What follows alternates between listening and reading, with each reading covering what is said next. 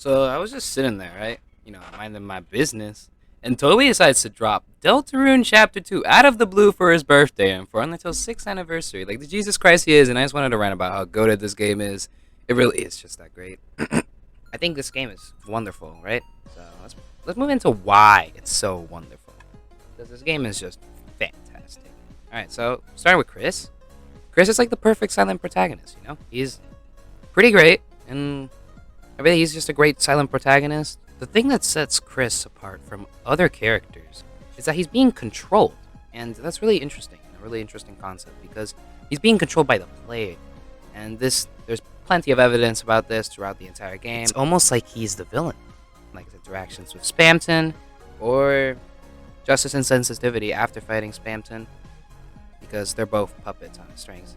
As well as at the end of Chapter 1 and Chapter 2, we have the rogue cutscenes where Kris puts his soul in a cage or a cabinet and starts to go rogue or do something bizarre.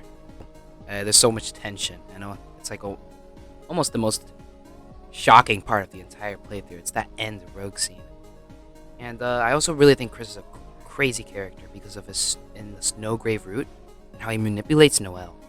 This is a really interesting concept, but I want to move into it more later. As well, I also want to move into his association with Spamton, which is also super interesting.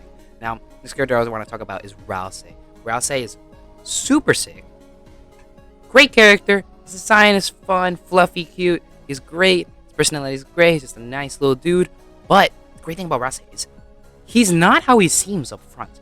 He's very weird at the beginning and at the end of the story, and let me explain why. So, I think Ralsei is really weird, because how he interacts with the light in the dark world is so weird. Like, what is he? Right? So, like, Ralsei cannot be a darkener. Because when Kris and Susie first arrive in the dark world in the closet in Chapter 2, Ralsei's already there. And then Ralsei, another thing that makes me think that he's not a darkener, tells you to go to the classroom to the right of the school and get everyone.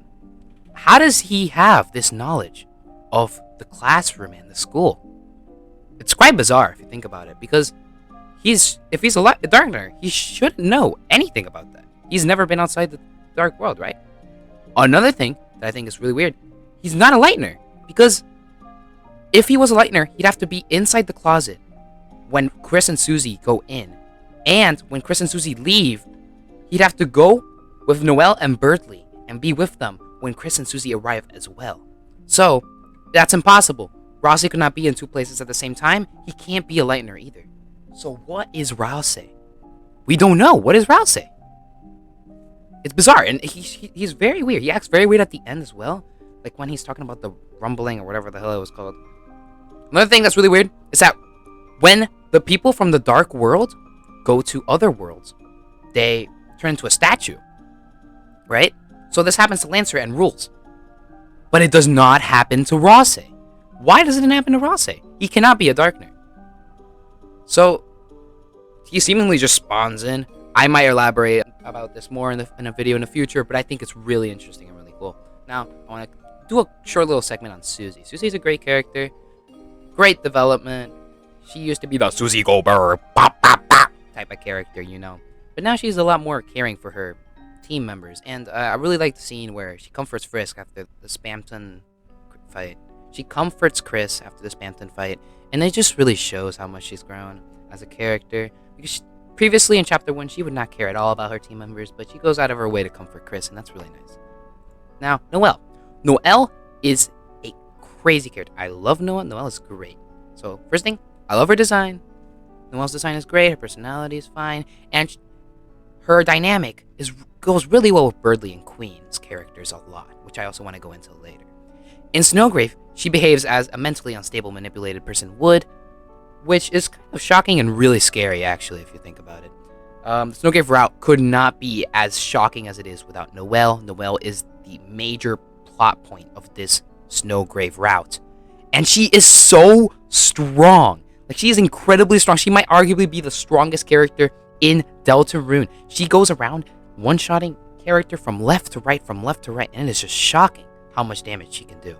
And at the end of the Snowgrave route, she just kills Spamton. Like, She does like 2,700 damage in one hit. It's crazy. She's so strong. Touch more on the Snowgrave route later because I have a lot to say about it. Now, next up is the Queen. Queen is probably one of my favorite characters in this game and probably the best villain in probably all of the Deltarune franchise so far because she's hilarious. She's the shitpost character, and her and Birdly make a hilarious wacky duo that are just always fun to be around. And on top of that, her theme is a bop. We're going to go into that in the music section, but, you know, Queen is great. I love Queen. Queen is fantastic. Now, Birdly. Birdly is our gamer god. He is just hilarious. He's a funny Falco. References are so great. Some people think he's annoying. I don't really get that, but his gamer jokes are funny. His references are great. He's hilarious. He has some nice backstory. And he dies in Snowgrave, which I also want to touch on, a little bit more. Now, Spamton and Spamton Neo. Now, this is actually something I want to talk about seriously. So, Spamton, I think he's better than Jevil. In the neutral route, you get a lot more tension from Spamton. In Jevil, you kind of just fight Jevil, and that's it. But, in the Spamton neutral route, when you do the Spamton stuff, it is scary. When he's talking about Mike and Heaven, and how he's talking about he's being controlled, and the person that speaks to you when in the shop, it's scary. It's terrifying. Take a moment to look at this.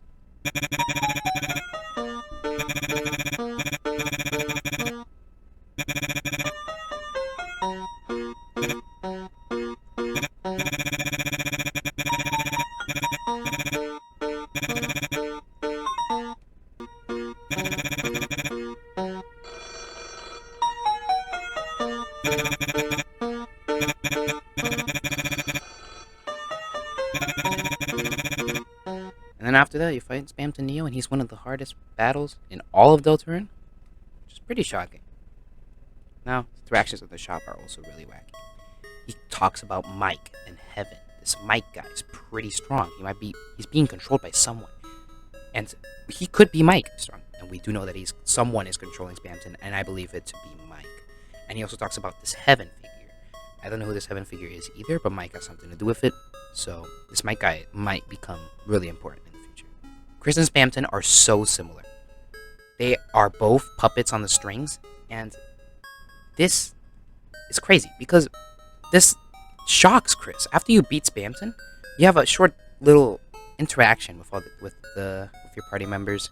He's shocked. He starts screaming if he says no, and that's just really shocking. The music. I want to talk about the music. Let's just take a moment to.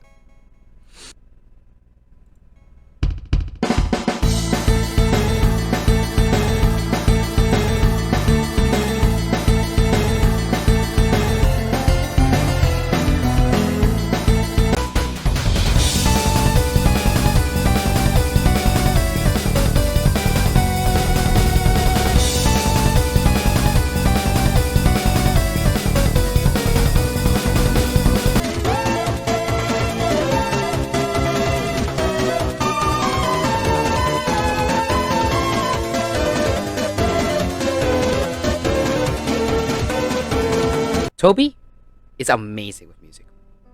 It's just amazing. He uses it, and it fits the mood so well, it fits the characters so well, and he uses it as a storytelling device with leitmotifs. What is a leitmotif, you ask? Well, a leitmotif is when you use certain melodies in a song to associate one thing with another.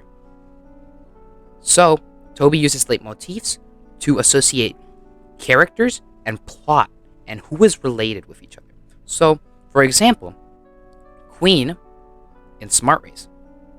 Now, Birdly is very closely related to Queen because we see them work together a lot in the series. If you listen to Queen and then Smart Race.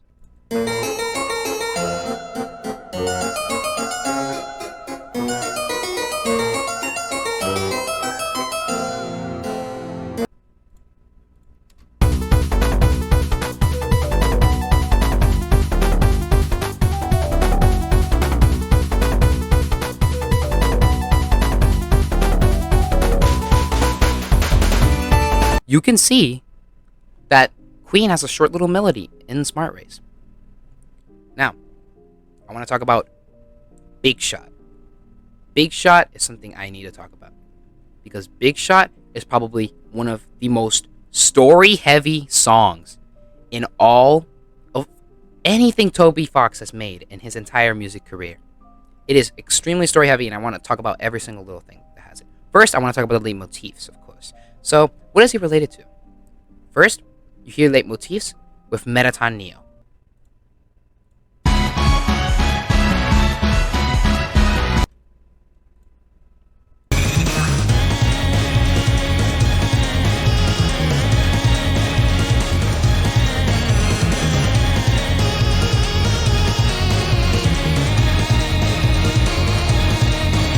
This makes sense because even though they're from different games, Metaton Neo and Spamton Neo are pretty similar. They're both robots and that sort of thing, right? That's the correlation. Now, the second leitmotif is the world revolving. Listen to that real quick.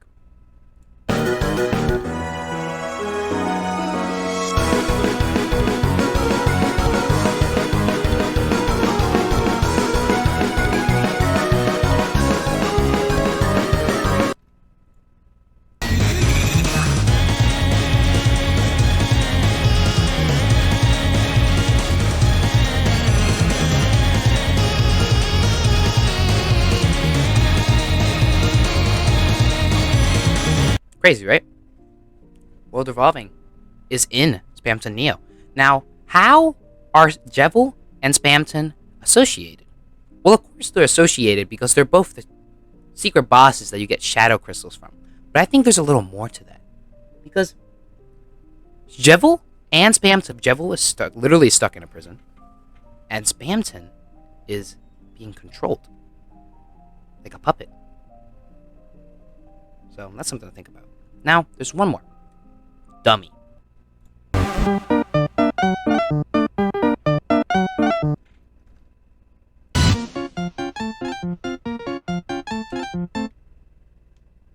It's very weird. Dummy. Dummy isn't even in Deltarune. I mean, Metaton Neo isn't, but we can see how Metaton Neo is very similar to Spamton Neo. So, why is Dummy in Big Shot? Well, if we go back to Undertale, Dummy is a character that is controlled by a ghost. Sound familiar? That's right. Now, what does Spamton say in Big Shot? This is also very important because Spamton says a number of things in Big Shot. But I think the most important thing, he has a section in Big Shot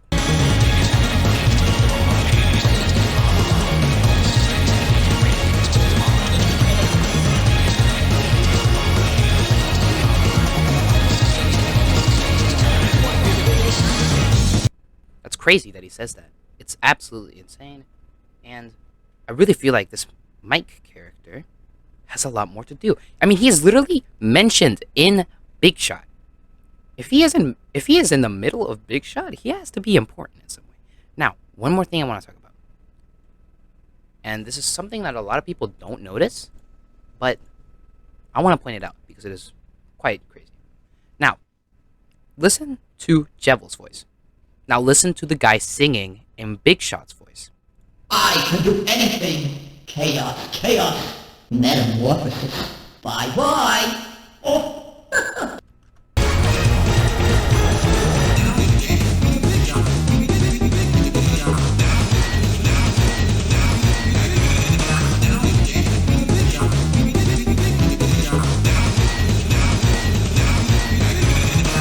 Don't they sound similar? I swear this must be me. This is a complete theory, but, you know, the guy singing in Big Shot and Jevil sound way too similar for it to be a coincidence. Now, of course, if we look in the credits of Deltarune Chapter 2, we can see that the voice actors for Spamton and for Jevil are not listed.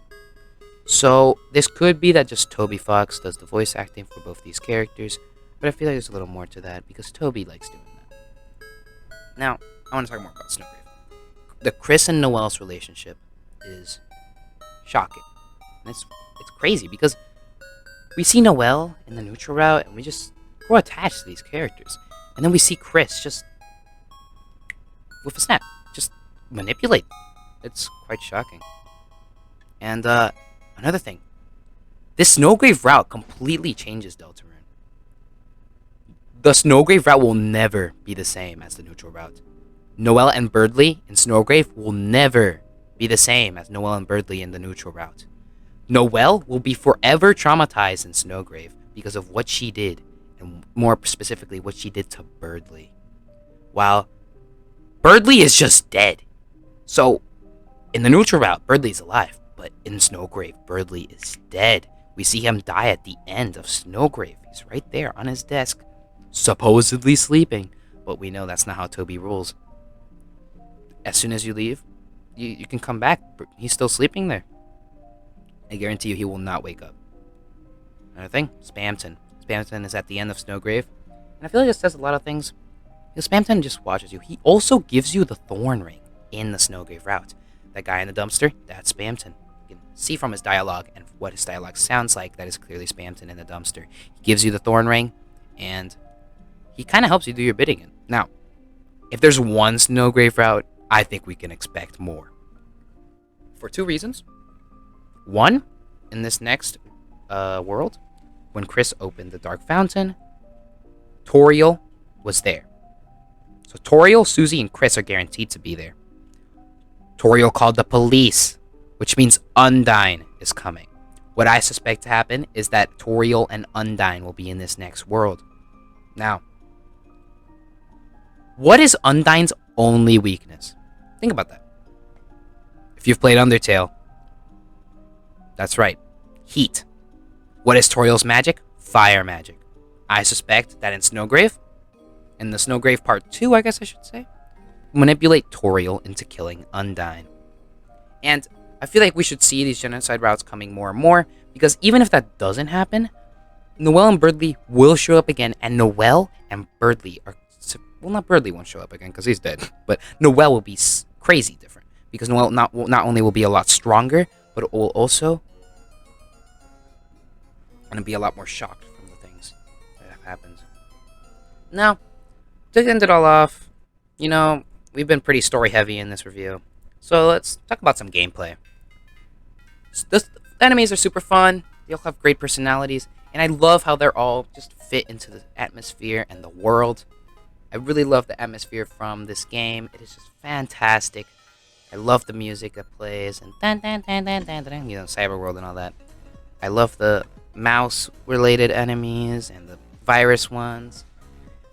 And they're just all so great. The attack patterns are amazing. Like, the attack patterns are super cool. Like, if you fight Birdly, he has some of the coolest attacks I've ever seen in any RPG.